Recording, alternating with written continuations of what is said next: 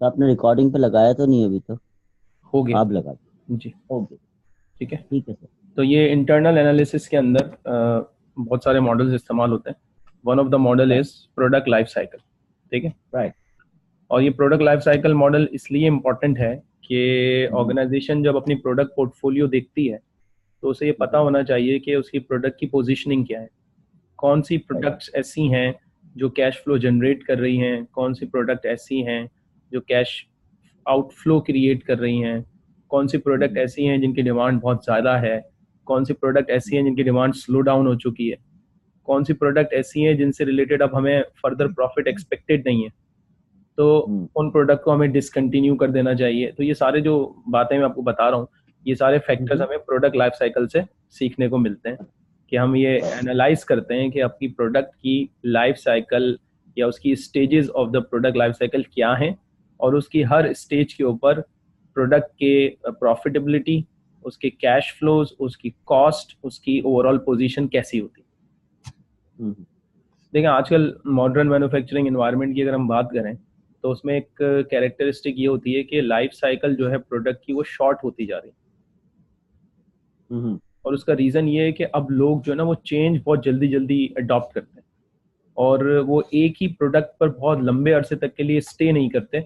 तो वो चाहते हैं कि बस एक प्रोडक्ट हम इस्तेमाल करें, कुछ अर्से के बाद हमें उसका एक रिप्लेसमेंट वर्जन चाहिए। तो एज ए रिजल्ट ऑर्गेनाइजेशन जब एक प्रोडक्ट डिज़ाइन करती हैं तो जो भी कॉस्ट उसकी प्रोडक्ट के ऊपर इनकर्ड हो रही होती है, उनकी कोशिश होती है कि उसकी कॉस्ट को जल्द से जल्द रिकवर कर लिया जाए। अगर उन्हें ये पता होता है कि प्रोडक्ट की लाइफ साइकिल बहुत बड़ी है, प्रोलॉन्ग है, तो उन्हें एटलीस्ट ये कॉन्फिडेंस होता है कि यार इसकी cost with the passage of time हमें कवर हो जाएगी। लेकिन अगर उन्हें ये बताया जाए कि प्रोडक्ट बहुत जल्दी मार्केट से आउट हो जाएगी, तो शायद उनको ये थ्रेट फील होगा कि ऐसा ना हो कि हम प्रोडक्ट की कॉस्ट रिकवर ही ना कर पाए और वो लॉस में चले जाए। राइट। ठीक है। अब आपको यहाँ पर इसमें प्रोडक्ट की 4 स्टेजेस नजर आ रही हैं। पहली स्टेज है आपकी इंट्रोडक्शन स्टेज। ठीक है। राइट। ये आपको नजर आ रही होगी इंट्रोडक्शन स्टेज। अच्छा, एक सेकेंड जस्ट।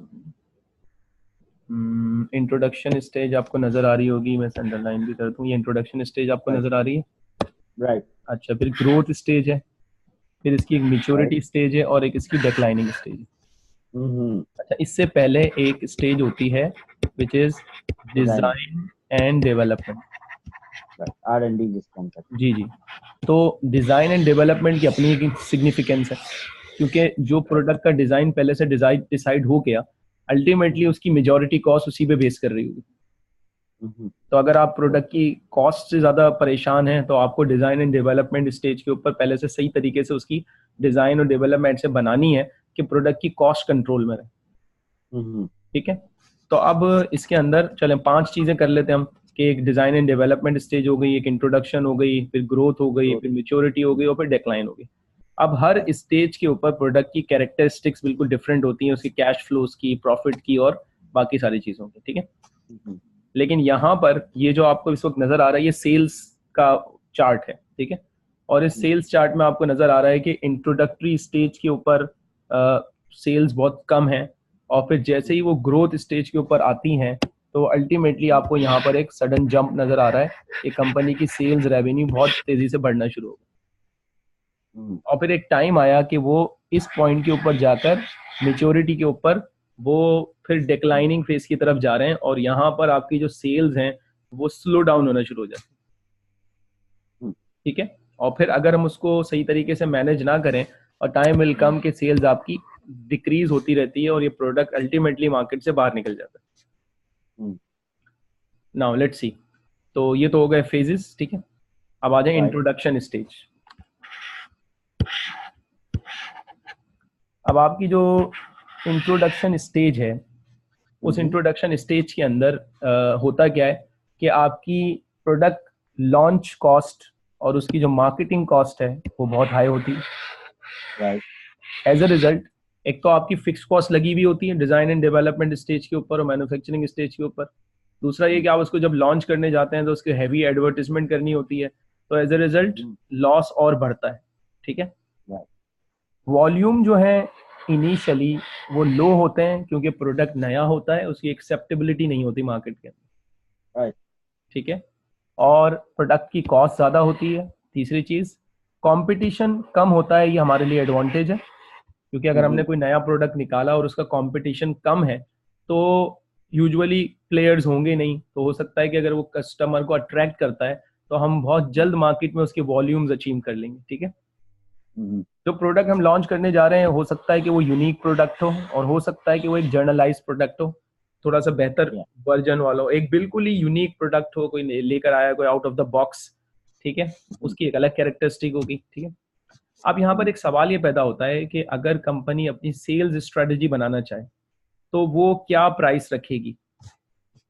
तो इंट्रोडक्शन स्टेज के ऊपर दो तरह की प्राइसिंग कोट की जाती है, एक कहलाती है स्किमिंग प्राइस स्ट्रेटेजी और एक कहलाती है पेनिट्रेशन प्राइसिंग स्ट्रेटेजी। ये दो प्राइसिंग स्ट्रेटेजी है। अगर प्रोडक्ट आपका बिल्कुल न्यू है और इनोवेटिव है, यूनिक है, ठीक है, और उसकी लाइफ साइकिल भी शॉर्ट है, तो आप उसका एडवांटेज इस तरह से ले सकते हैं कि आप कंज्यूमर को अगर ज्यादा प्राइस चार्ज करेंगे तो consumer will be willing to pay. ठीक है, ज्यादा प्राइस भी पे करेगा, लेकिन ज्यादा ऑडियंस अट्रैक्ट नहीं कर सकते आप, क्योंकि फिर आपके पास आपकी इकोनॉमी का वो सेक्टर आएगा, वो पर्सन आएंगे जिनकी इनकम अच्छी होगी। ठीक है, जैसे स्मार्ट वॉचेस, अब वो जो आजकल की स्मार्ट वॉचेस आ रही हैं वो एक्सपेंसिव है, तो अब हर बंदा उनकी तरफ नहीं जाता अनलेस कि लोग उसकी प्राइस को रिड्यूस होने का इंतजार कर रहे होते हैं, और फिर जब उस मार्केट में बहुत सारे प्लेयर्स कूदते हैं तो प्राइस स्लो डाउन होती है, तो फिर लोग हर बंदा खरीदना शुरू कर देते हैं। अब आपके पास दो ऑप्शन है, आप प्राइस ज्यादा चार्ज करके कम ऑडियंस अट्रैक्ट करें, या दूसरा तरीका यह है कि आप इनिशियली लो प्राइस रखें और आप ज्यादा से ज्यादा वॉल्यूम जनरेट करने की कोशिश करें। ज्यादा वॉल्यूम जनरेट करने में आपको फायदा क्या होगा कि आपका इकोनॉमीज ऑफ स्केल बहुत जल्दी अचीव हो जाएगा, और इकोनॉमीज ऑफ स्केल अचीव होने से आपकी जो फिक्स कॉस्ट है वो ज्यादा यूनिट्स पे स्प्रेड आउट होगी, आपकी प्रॉफिटेबिलिटी जल्दी आएगी। लेकिन अगर हम स्किमिंग पे जाते हैं तो रेवेन्यू तो ज्यादा होगा, लेकिन रेवेन्यू क्योंकि वो क्वांटिटी से मल्टीप्लाई होता है तो हो सकता है कि आपको इतनी जल्दी प्रॉफिटेबिलिटी अचीव ना हो। ये per unit cost, per unit profit शायद वहां पे ज्यादा होगा कि नहीं? हाँ, अगर कॉस्ट कवर हो जाए तो कॉस्ट। ठीक है, अच्छा, फिर प्रोडक्ट इंट्रोड्यूस हुआ, आपने जो भी प्राइसिंग रखी, चाहे वो पेनिट्रेशन थी या स्कीमिंग स्ट्रेटेजी थी, जब प्रोडक्ट की एक्सेप्टेबिलिटी मार्केट में क्रिएट होती है तो उसकी ऑडियंस बढ़ना शुरू हो जाती है। उसकी इम्प्लीकेशन कैसे नजर आएगी हमें? उसकी इम्प्लीकेशन हमें ऐसे नजर आएगी कि आपकी सेल्स बढ़ना शुरू हो जाएंगी। यानी कि इंट्रोडक्शन स्टेज पर अगर हम 10,000 यूनिट्स बेच रहे हैं तो आप ग्रोथ स्टेज पर हम 1 लाख यूनिट्स बेच रहे होंगे, ज्यादा लोग हमारी तरफ अट्रैक्ट हो रहे होंगे, प्रॉफिट बढ़ना शुरू हो जाएगा, या अगर लॉस हो रहा था तो वो लॉस प्रॉफिट में कन्वर्ट होना शुरू हो जाएगा। और यहाँ प्रॉफिट इंक्रीज क्यों होगा? क्योंकि आपकी फिक्स कॉस्ट रिकवर हो चुकी होगी ज्यादा वॉल्यूम्स की वजह से। लेकिन ज्यादा प्रॉफिटेबिलिटी दिखेगी तो जो मार्केट्स के प्लेयर होंगे वो कहेंगे इस इंडस्ट्री में तो बहुत पैसा है, इस प्रोडक्ट में तो बहुत डिमांड है, बहुत पैसा आ रहा है, हर बंदा इसी की तरफ मूव कर रहा है, तो they will try to enter into the market. अब अगर वो मार्केट में एंटर होते हैं तो पहला सवाल ये होता है कि एंट्री फ्री है या नहीं, and this shows entry barriers. अगर इंडस्ट्री ऐसी है, प्रोडक्ट ऐसी है जो एंट्री बैरियर क्रिएट कर सकती है, तो इसका मतलब कंपटीशन पे क्या फर्क पड़ेगा? कंपटीशन लो होगा। ठीक है, और अगर एंट्री बैरियर बहुत वीक है, फिक्स कॉस्ट का एलिमेंट बहुत कम है, तो फिर हर एरा गैरा इस इंडस्ट्री में कूदेगा और प्रॉफिटेबिलिटी शेयर होना शुरू हो जाएगी। ठीक है, फिर आपको फर्दर उस प्रोडक्ट के सब प्रोडक्ट्स डेवलप करने पड़ेंगे ताकि आप उसको कंटिन्यूअसली चला सकें। ठीक है,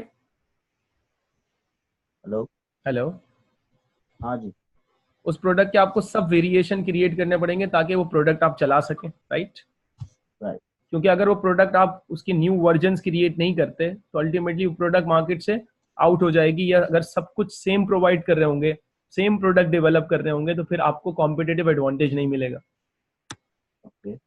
उसके बाद प्रोडक्ट की जब ग्रोथ स्टेज पर वो आ जाएगी तो फिर जो है वो मेच्योरिटी स्टेज के ऊपर प्रोडक्ट पहुंचेगी और उसकी निशानियां क्या होंगी, कैरेक्टरिस्टिक्स क्या होंगी कि आपका जो कंपटीशन होगा वो पीक पे पहुंच चुका होगा। राइट। अब यहाँ पर कंपटीशन पता किस तरह का हो रहा होगा, डिमांड तो स्लो डाउन हो चुकी होगी, अब वो लिमिटेड मार्केट शेयर के लिए सब लड़ रहे होंगे, तो इट्स अ टाइप ऑफ के प्राइस वॉर क्रिएट हो जाती है। राइट। और बहुत ज्यादा एडवर्टाइजमेंट वगैरह पे पैसा लग रहा होता है, तो वो पैसा अल्टीमेटली आपका वहां खर्च हो रहा होता है। ठीक है, प्राइस आप अपनी मर्जी की नहीं रख सकते। अब आपको देखना पड़ेगा कॉम्पिटिटर क्या प्राइस ऑफर कर रहा है, आप क्या प्राइस ऑफर कर रहे हैं, कंज्यूमर क्या प्राइस चाहता है, क्योंकि अगर आपने गलत प्राइस रखी तो आपकी प्रोडक्ट मार्केट से आउट।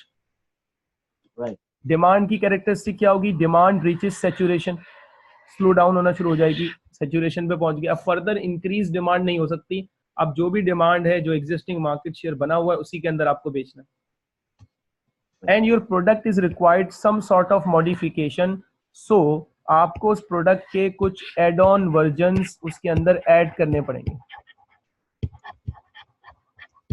ताकि आप कुछ डिफरेंशिएशन क्रिएट करें उस प्रोडक्ट के अंदर, और एज अ रिजल्ट आपकी सिग्निफिकेंट R&D कॉस्ट जो होगी वो लगेगी इसके ऊपर। तो मेच्योरिटी स्टेज के ऊपर आपकी R&D कॉस्ट क्या होगी, बढ़ जाएगी। इट माइट बी पॉसिबल कि आपकी मार्केटिंग कॉस्ट भी बढ़े,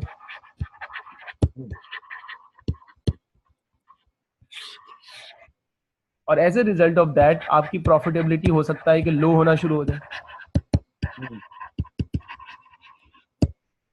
देखें जो MCQs आते हैं ना, जो OTQs आते हैं, वो क्लोज आंसर्स बहुत होते हैं उसके अंदर। राइट। और कुछ केसेस में सवाल इस तरह से भी आते हैं, select all that apply. 6 options आपको दिए हुए, अब आपको ये नहीं बता रहा कौन सा ऑप्शन सही है, वो कह रहा है 1 भी हो सकता है, 2 भी हो सकते हैं, 6 भी हो सकते हैं।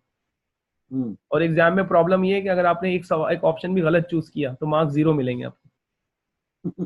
तो अब उसमें आपको बिल्कुल केयरफुली पता होना चाहिए कि यार मेच्योरिटी स्टेज पे क्या नहीं हो सकता, मेच्योरिटी स्टेज पे क्या पॉसिबल हो सकता है और क्या पॉसिबल नहीं हो सकता। राइट।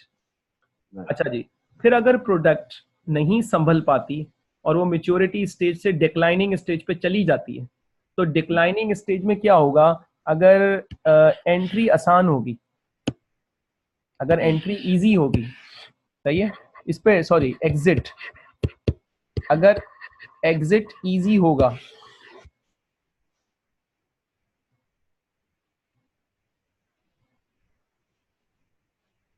हेलो